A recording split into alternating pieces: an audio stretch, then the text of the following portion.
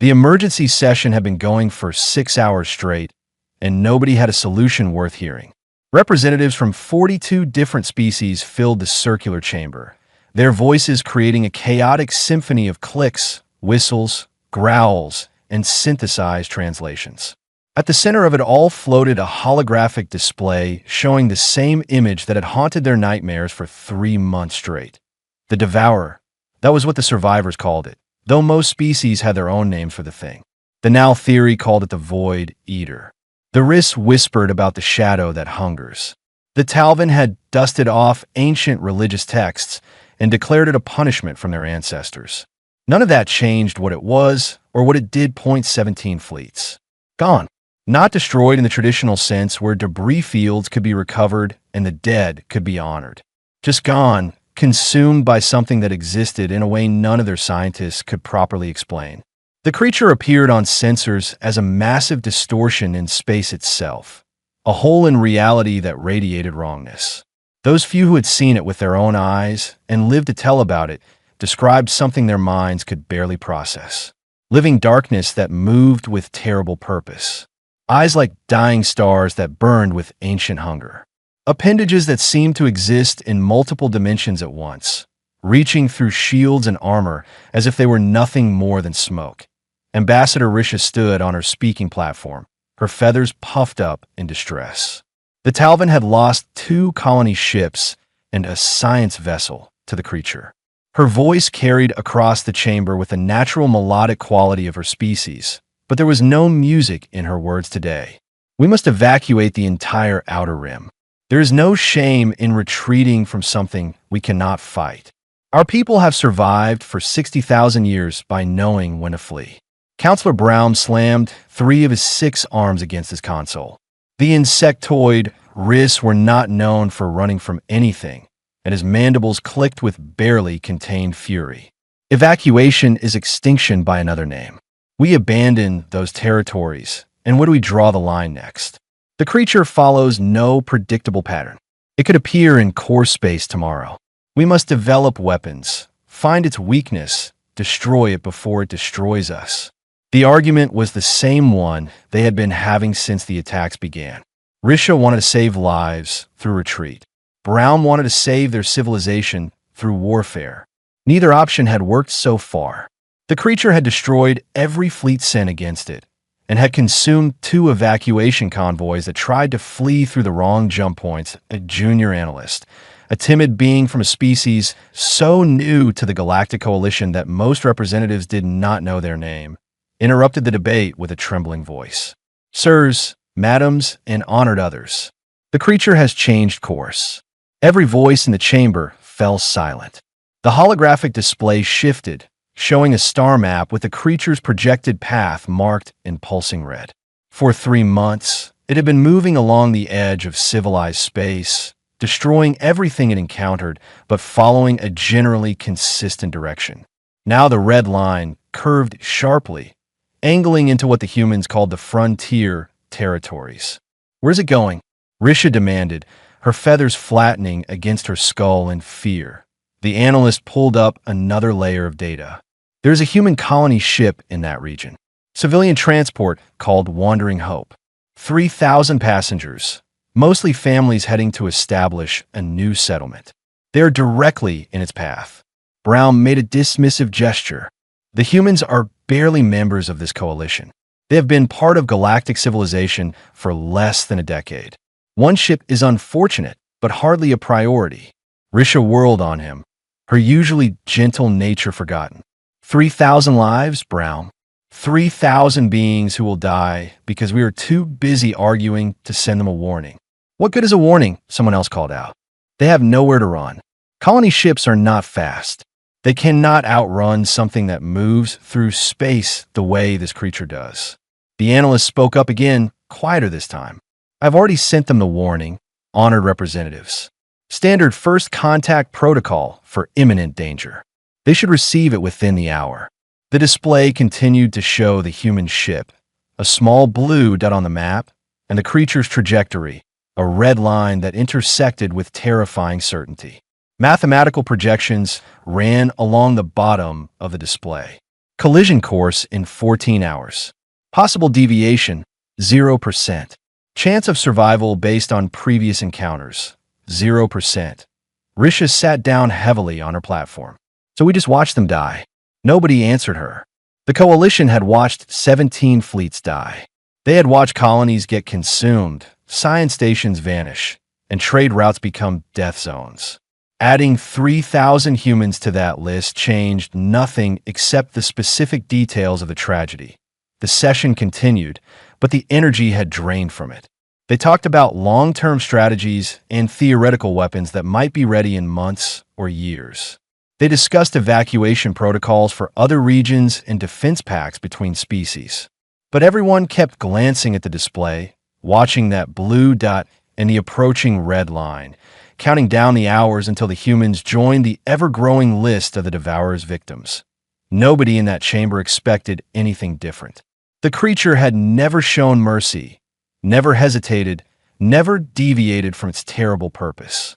14 hours from now, the Wandering Hope would be nothing more than another data point in their reports, another reminder that they were facing something they did not understand and could not stop.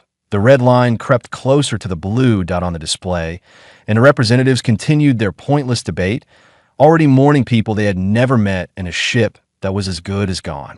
The alert came through during dinner service, which meant half the ship heard it on empty stomachs, and the other half had to abandon their meals.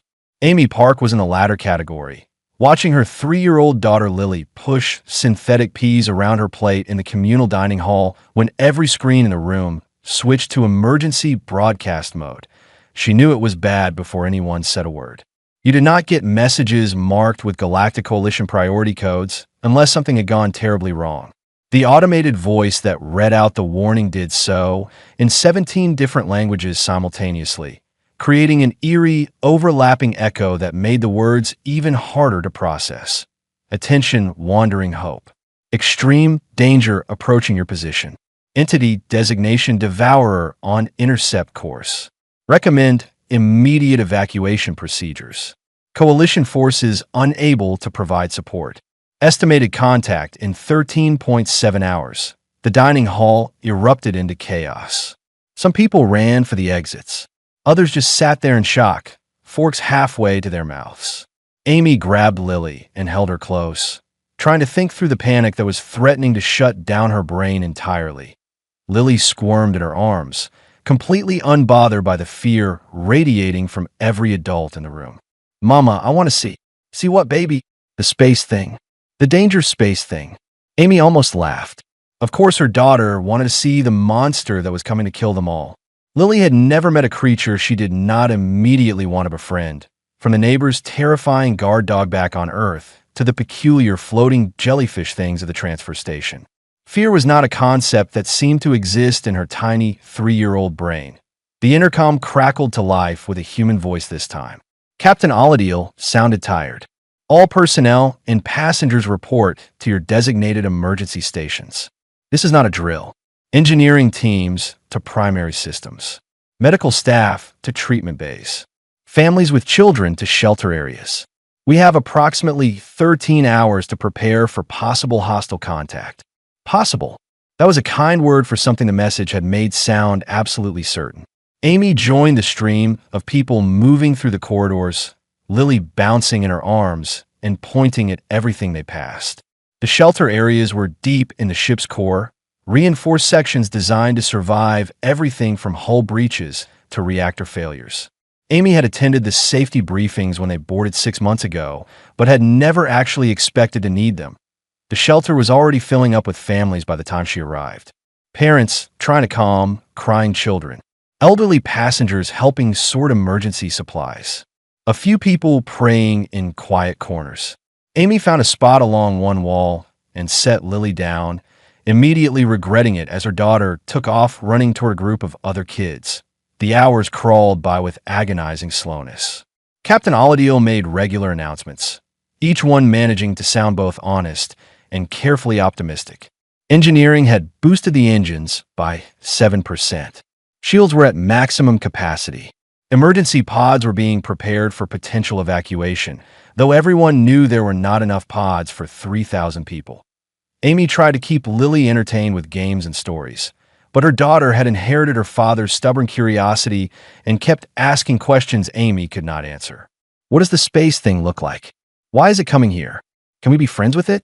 That last one made several nearby parents give Lily disturbed looks, as if a toddler's innocent question was somehow making their situation worse. Around hour 9, the lights flickered.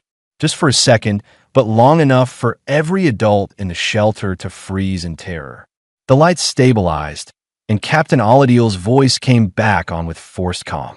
Minor power fluctuation. Nothing to worry about. We are still on course, and all systems are functioning normally. Nobody believed him, but what else could they do?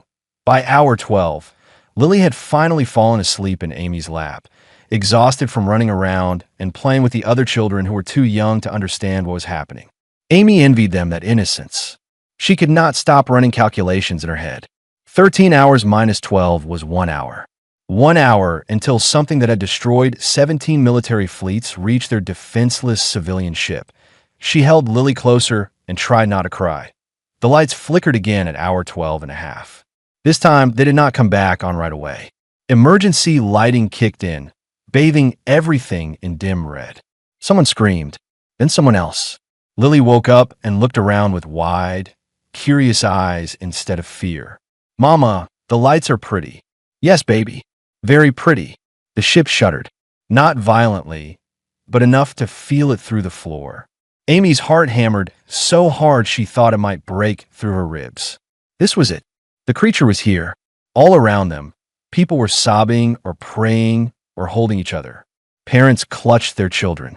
Couples embraced like it was the last time they would ever touch. The lights came back on fully, but they were different now. Pulsing slightly, as if something was interfering with the ship's power systems.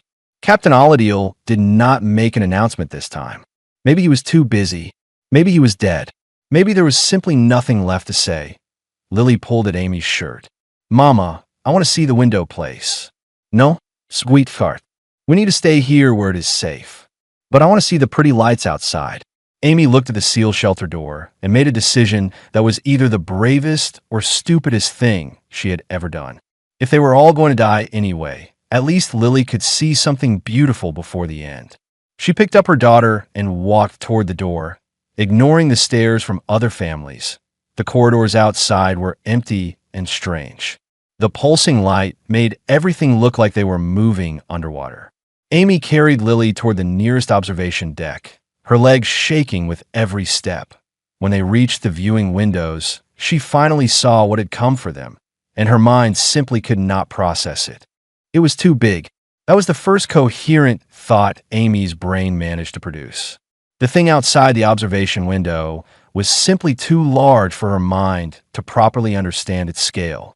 The ship they were on could carry 3,000 people comfortably. This creature could have swallowed their entire vessel and still had room for a dozen more. Darkness was the wrong word for it, though darkness was all Amy could see.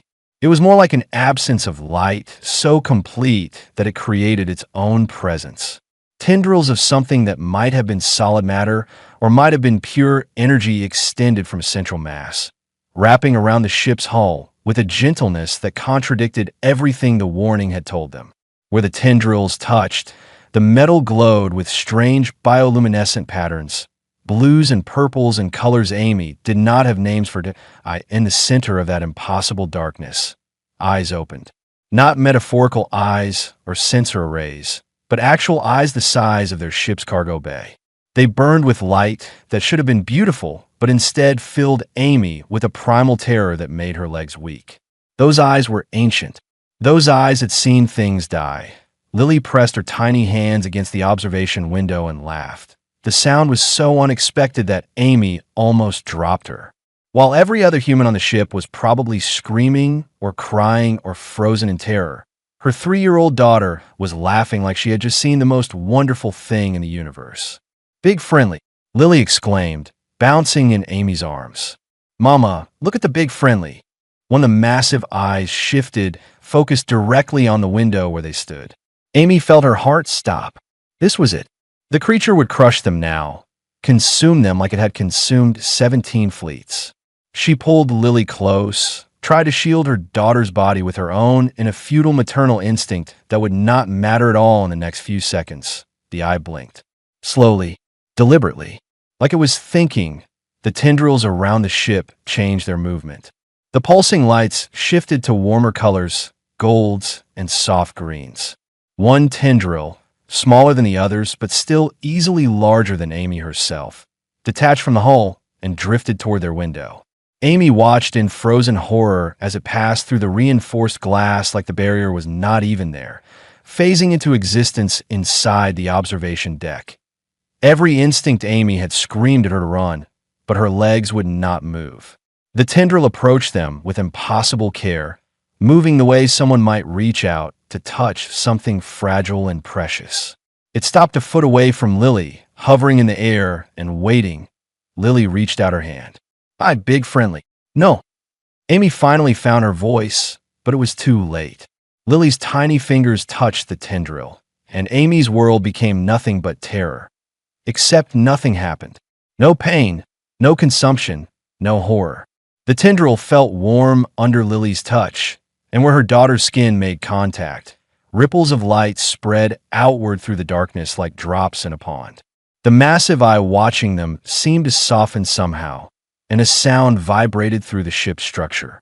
Not threatening or aggressive, but low and resonant and sad. Lily giggled and patted the tendril like it was a friendly dog. "You're not scary. You're nice."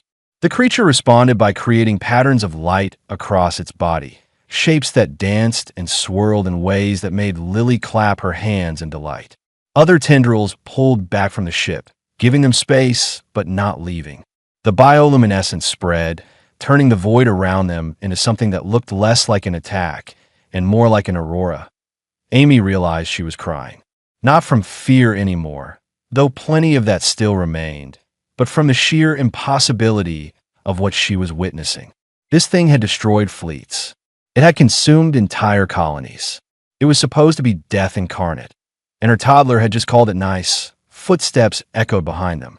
Amy turned to see Captain Oladiel running onto the observation deck with Rodriguez, the chief engineer, and 4 security officers. They all stopped dead when they saw the tendril hovering near Lily, weapons half raised in confusion. "Do not shoot," Amy said quietly. "Please, for the love of everything, do not shoot." Captain Oladiel stared at the scene in front of him like his brain was trying to process information from 2 different realities. "What is happening?" "I think," Amy said, her voice shaking. "I think it is not trying to hurt us." The creature made that sound again, the deep resonant note that vibrated through the ship's bones. Lily looked up at the massive eye and asked in her simple, innocent way, "Are you lonely?" The eye blinked again.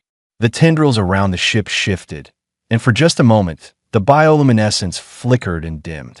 The resonant sound came again, longer this time, and sadder.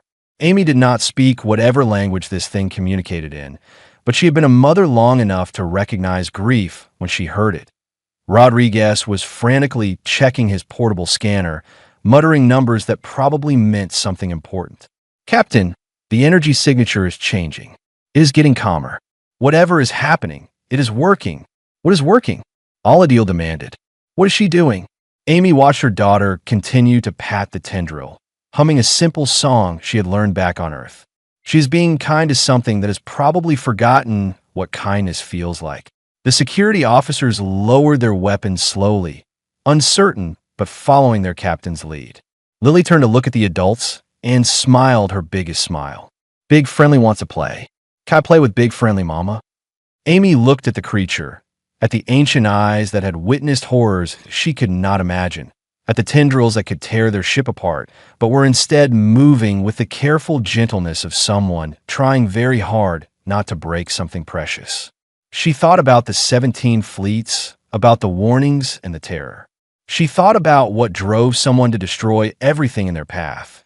Sometimes she realized monsters were not born. They were created by a universe that treated them like monsters first. "Okay, baby," Amy whispered. "You can play with the Big Friendly." The creature's eye brightened, and the darkness around them filled with colors that humans had never named. 6 hours passed in a blur of activity that nobody on the Wandering Hope would ever forget. The creature stayed near the ship, its tendrils withdrawn, but its presence unmistakable.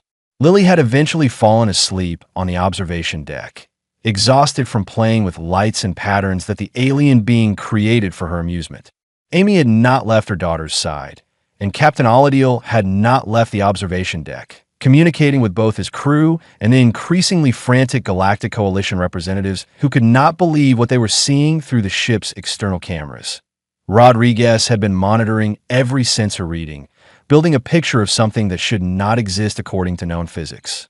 The creature existed partially in normal space and partially in dimensions their instruments could barely detect. Its energy signature was unlike anything in the Coalition databases. When Rodriguez had cautiously asked Lily what the creature wanted, she had answered with the simple clarity of a toddler who saw the universe in absolutes. Big Friendly is hungry and nobody gives food. Big Friendly is sad because everyone runs away or tries to hurt. Those two sentences had rewritten 3 months of military intelligence reports and made every expert in the galaxy look like fools. Now the observation deck was filling with scientists, linguists, and representatives from a dozen different species who had shuttled over from nearby Coalition vessels. They kept their distance from the window where Lily was waking up from her nap, rubbing her eyes and immediately looking for her new friend. The creature must have been watching, because the moment Lily opened her eyes, patterns of light bloomed across its vast body in what could only be interpreted as greeting. "Good morning, Big Friendly," Lily called out, pressing against the window again. Amy picked her up, and Lily's next words made her heart skip several beats. "Mama, can I go outside? I want to touch the pretty lights for real." "Absolutely not," Amy said immediately. But Lily was already pointing at something. One of the creature's tendrils had extended toward the nearest airlock, forming a flat platform of solidified energy just outside the sealed door. The intention was clear. It wanted to take Lily outside, into space, into the void where 17 fleets had died. Captain Oladiel was already shaking his head. "We cannot risk it. We have no idea what that thing is truly capable of. It is capable of crushing this ship like an egg," Rodriguez pointed out quietly. "It has not. That means something." A Talvan scientist with intricate feather patterns spoke up in heavily accented English. "The creature has shown no aggression for 6 hours. Standard first contact protocols suggest cooperative gestures when non-hostile intent is clearly demonstrated. The human child has established a rapport. This could be a historic moment, or it could be the moment that child dies," Captain Oladiel snapped. Amy looked at her daughter, at the pure excitement on her face, and then at the creature waiting patiently outside. She thought about being told her entire life that she was too cautious, too afraid, too worried about every possible danger. She thought about teaching Lily to be brave. She thought about the kind of universe she wanted her daughter to grow up in. One ruled by fear, or one where reaching out to something unknown might actually mean something. "I will go with her," Amy said. Every person in the room started talking at once, but Amy was not listening anymore. She was already moving toward the equipment lockers where emergency spacesuits were stored. Rodriguez hurried after her, pulling out a standard adult suit and a smaller one that had been designed for children. "You're actually doing this?" he asked while helping her check the seals. "I am either doing this or spending the rest of my life wondering what would have happened if I had been brave enough," Amy replied. They suited up Lily first, the little girl squirming with excitement as they sealed her into the protective gear. The suit was designed to keep a child alive for 6 hours in hard vacuum, with temperature regulation and emergency beacons. Amy tried not to think about how none of that would matter if the creature decided to consume them. Her own suit took less time, muscle memory from training exercises kicking in despite her shaking hands. Rodriguez triple-checked every seal, every connection, every safety feature. When he was done, he looked at her through her helmet visor with eyes that said he thought she was either the bravest person he had ever met or the most foolish. "The tether will keep you connected to the ship," he said. "If anything goes wrong, we pull you back immediately." Amy nodded, not trusting her voice. Captain Oladiel was arguing with the Coalition representatives over an open comm channel, but he had not actually ordered her to stop. Maybe he understood. Maybe he was just too shocked to react. Either way, Amy was committed now. The airlock door opened with a hiss of equalizing pressure. The platform of solidified energy extended right up to the threshold, glowing with soft invitation. Amy took Lily's hand and stepped out into space. The tether unspooled behind them as the platform carried them away from the ship's hull.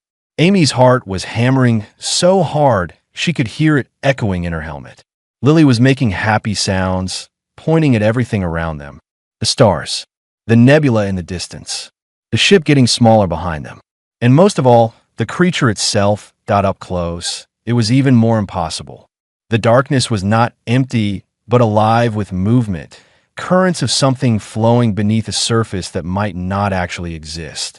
The eyes watched them with an intelligence that made Amy feel small and insignificant, but not afraid. Not anymore. The platform moved gently, circling around the ship's exterior. The creature showed them things. Distant nebulas that glowed with colors Amy had only seen in pictures. Cosmic dust that sparkled like diamonds when the creature's bioluminescence touched it. Patterns in space that natural eyes should not be able to see, but that the creature somehow made visible. Lily laughed and clapped her hands, and the creature responded by creating shapes in the void around them. Spirals and waves and geometric forms that existed for just moments before dissolving back into darkness. It was playing with her. An ancient being older than most civilizations was playing with a 3-year-old human girl. Amy felt tears on her face and was grateful for the helmet hiding them. This was beautiful.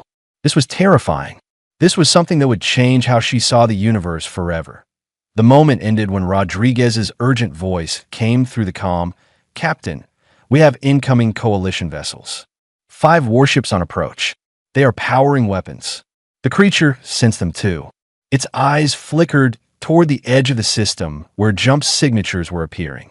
The platform began moving back toward the ship, faster now but still careful with its precious cargo. "No," Lily cried out. "I do not want to go back yet." But they were already at the airlock, the creature depositing them gently inside before withdrawing its tendril. Through the window, Amy could see warships appearing in the distance, their weapons charging with light that meant death and fire. Lily pressed her tiny hand against the inner airlock door, tears streaming down her face. "Do not hurt my friend. Please do not hurt my friend." The creature positioned itself between the wandering hope and the incoming fleet, and Amy realized with sinking horror that they were about to watch history repeat itself. The coalition fleet hung in space like executioners waiting for the order to swing their blades. 5 warships representing 4 different species, each one bristling with weapons designed to crack planets and burn atmospheres.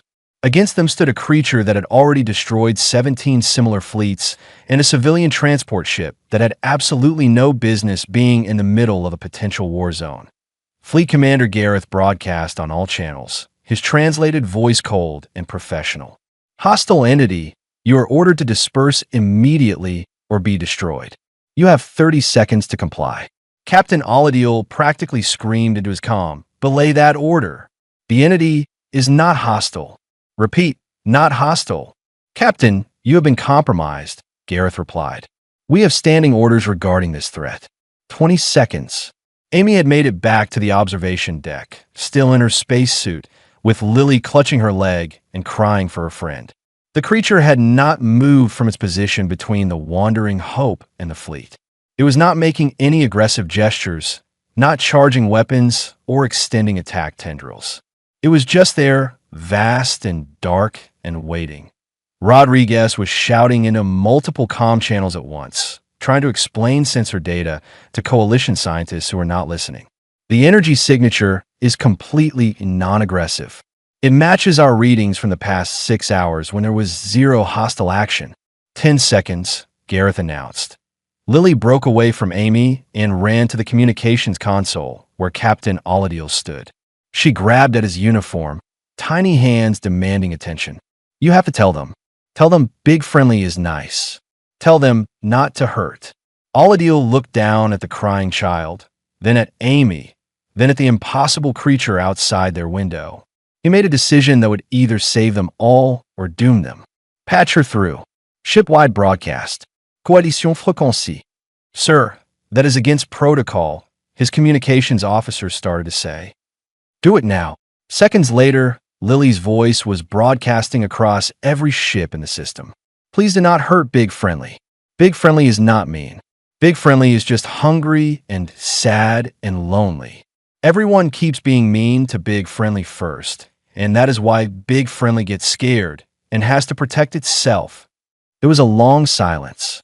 Then Gareth's voice came back, and he sounded less certain. Captain Aladil, did you just broadcast a child over military channels? I did, Aladil said, and she is telling you the truth. This entity has had every opportunity to destroy us for the past 6 hours. It has not. It played with that little girl. It showed us wonders. It has been defending itself. Commander, not attacking. 5 seconds, Gareth said, but his tone had changed. Amy grabbed the calm herself. My daughter has more courage than all of us combined. She saw what we were too afraid to see. That thing out there is not a monster. It is a refugee. It is starving and alone and defending itself from us. Rodriguez pulled up his sensor logs and transmitted them to the fleet. Look at the data. Every attack this entity made was on military vessels that fired first or on ships that attempted to flee at high energy output. It reads that as threat behavior. It has never initiated aggression against a passive target. The countdown stopped at 3 seconds. The weapons remained charged but did not fire. The standoff continued while thousands of people held their breath. A new voice entered the channel, this one elderly and quavering. Ambassador Risha from the Talvin delegation. Commander Gareth, I am reviewing the human data. There are patterns here. Patterns that match old stories from my people. Stories of void shepherds that guided lost ships in ancient times. We thought they were extinct. We thought they were myths. With respect, Ambassador, myths do not destroy fleets, Gareth replied. No, but frightened animals do when cornered, Risha countered. And what have we been doing? We have been hunting this creature across 3 sectors. Every time it appeared, we shot first and asked questions never. Another voice joined the debate, this one from a coalition xenobiologist who had been studying Rodriguez's data. The entity's biology is unlike anything in our databases. It exists partially in quantum space. Traditional matter provides minimal nutrition. It needs specific radiation wavelengths to properly metabolize energy. Wavelengths that no longer exist naturally in our region of space. What does that mean? Gareth demanded. It means, the scientist explained slowly, that this being is from somewhere else. Somewhere old. It came here and found a galaxy where its natural food sources do not exist. It has been starving. Ship hulls contain trace elements of what it needs. Weapons fire produces radiation in frequencies it can absorb. We have been simultaneously starving it and teaching it that every ship it encounters will attack. The silence that followed was the sound of an entire military command structure realizing they had been making the same mistake for 3 months straight. Lily's voice came through again, small and pleading. Big Friendly just needs help. Can we help Big Friendly? Please. The creature had not moved the entire time. It stayed between the wandering hope and the fleet, not attacking, not fleeing, just existing in patient stillness. The bioluminescent patterns across its body had shifted to colors that Rodriguez's instruments marked as low stress, almost questioning. Captain Aladil spoke carefully, choosing his words like they were negotiating a treaty. Commander Gareth, humanity is new to this galaxy. We do not have your history or your technology, but we know animals. We know what frightened creatures look like. We know the difference between a predator and something that has been pushed into a corner. Request permission to attempt peaceful resolution. Captain, if you are wrong, 3,000 people die, Gareth said. If I am wrong, they were going to die anyway when your weapons hit this creature while it's positioned in front of my ship. Aladil shot back. But I'm not wrong. Give me a chance to prove it. The seconds stretched out. Amy held Lily close, watching the darkness outside their window, and praying to gods she was not sure she believed in. The creature's eyes were fixed on the fleet, ancient and patient and sad. Finally, Gareth spoke. "You have 1 hour, Captain. Convince me this thing is not going to start consuming ships the moment we lower our weapons. 1 hour, and then we fire regardless." Aladiel looked at Rodriguez, at Amy, at Lily, and at the impossible being that had somehow become their responsibility. 1 hour, he agreed. That is all we need. He had no idea if that was true, but Lily smiled like she had never doubted it for a second, and somehow that made her believe it too. The solution came from an unlikely source. A junior engineer named Patterson who worked in waste management and had stayed quiet during the entire crisis because nobody ever asked waste management for opinions on first contact situations. But Patterson had been listening to Rodriguez describe the creature's energy requirements, and something had clicked in his head. "Sir," he interrupted the frantic planning session in the ship's conference room. "Our stellar refineries, the ones we use for fuel processing, they produce waste radiation in those ancient frequencies as a byproduct. We always just vent into space because it is useless to us." Rodriguez stopped mid-sentence and stared at him. "What frequencies exactly?" Patterson rattled off numbers that meant nothing to most people in the room, but made Rodriguez's eyes go wide. "That is it. That is what the creature needs. We have been throwing away its food for decades." Captain Aladiel leaned forward. "How much can we produce?" "Not much on a ship this size," Patterson admitted. "But the colony we are heading to has industrial-scale refineries, and there are hundreds of them across human space. If this works, we could feed this thing properly for the first time since it arrived in our galaxy." The proposal went to Commander Gareth, who sent it to the Galactic Coalition, who spent the better part of the hour arguing about whether humanity should be allowed to establish a relationship with a being that had killed thousands. Lily spent that hour back on the observation deck, telling the creature stories through the window in her simple 3-year-old way, completely confident that everything would work out fine.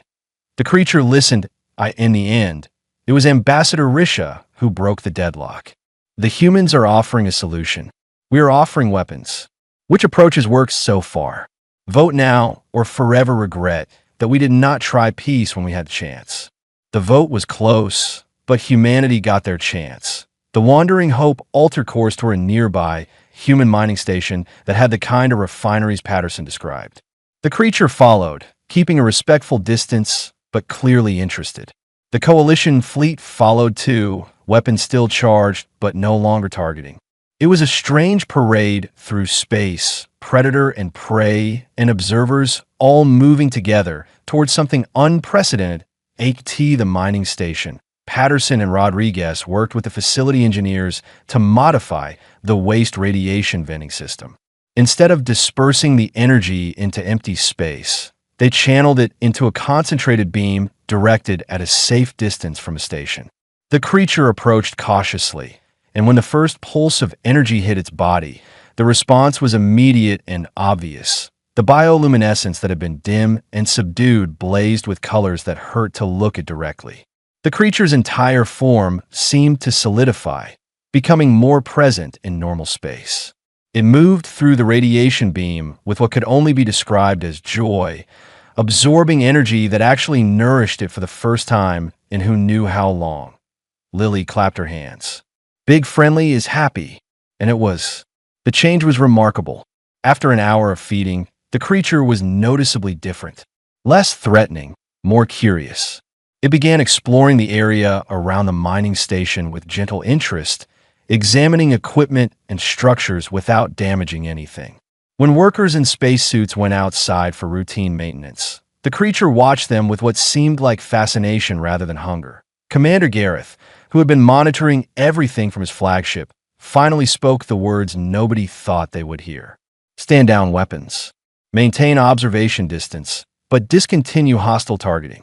The Coalition fleet powered down their arms, and for the first time in 3 months, warships and the Devourer existed in the same space without preparing to kill each other. 6 months passed. The colony on New Saskatchewan had been established successfully, and its first major construction project was not housing or agriculture, but a specialized radiation processing facility designed to feed one very unusual resident. The creature that had destroyed 17 fleets now lived peacefully near human space, spending its days swimming through nebulas and returning regularly to feed at the stations humanity had built for it. Other species watched with a mixture of confusion and grudging respect. Humanity had done what their combined military forces could not. They had made peace with the monster. Lily was 4 years old now and had become something of a celebrity across the galaxy. The toddler who had befriended the Devourer. The child who had seen what adults could not. She did not care about fame or recognition. She just cared that her friend was not hungry anymore down on the observation deck of a proper settlement station orbiting New Saskatchewan. Amy watched her daughter ride on the creature's back through a nearby nebula. They had built a proper suit for Lily now, one designed for extended use with redundant safety systems and a beacon that could call for help from 6 different emergency response teams. Not that they needed it. The creature protected Lily more carefully than any technology could. It had learned to create force fields that kept her safe even in hard vacuum, and it never moved too fast or too roughly with her on its back. Watching them together, Amy could barely remember being terrified of the vast being. Now, it was just part of their lives, the way a family dog might be, except this dog could devour starships and existed in multiple dimensions. Other children were slowly warming up to the creature too. A few brave kids had joined Lily on her rides, and their parents had the same crisis of faith Amy had experienced. Trust your child's fearless heart or let fear keep everyone isolated and afraid. Most chose trust. The creature had been given a proper name finally, though it came from Lily and made xenobiologists wince at its simplicity. She called it Friend, and the name stuck. The galaxy's former terror was now Friend, guardian of human trade routes and protector of settlements. When pirates tried to raid the outer colonies, Friend removed them from the equation with extreme prejudice. When a science vessel got stranded with a dead engine, Friend towed them to safety. The Galactic Coalition eventually updated their records. Entity designation Devourer was officially redesignated as Friend, status changed from extreme threat to protected ally of humanity. The bureaucratic summary of the incident read, peaceful resolution achieved through juvenile human intervention and provision of alternative nutrition sources. What it did not say, because bureaucrats were not poets, was that sometimes salvation came in the form of a 3-year-old with no concept of fear and a heart big enough to see past the darkness to the lonely being within. Amy watched Lily and Friend play in the nebula's colorful clouds, and she thought about all the things humanity would teach the galaxy in the centuries to come. Maybe their ships were not the fastest. Maybe their weapons were not the strongest.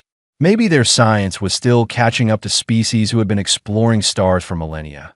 But when it came to looking at something terrifying and choosing to reach out a hand instead of reaching for a gun, humanity had no equals. Friend spiraled through the nebula with Lily on its back, both of them leaving trails of light in the darkness. Proof that even the most frightening things could become beautiful if someone was brave enough to try.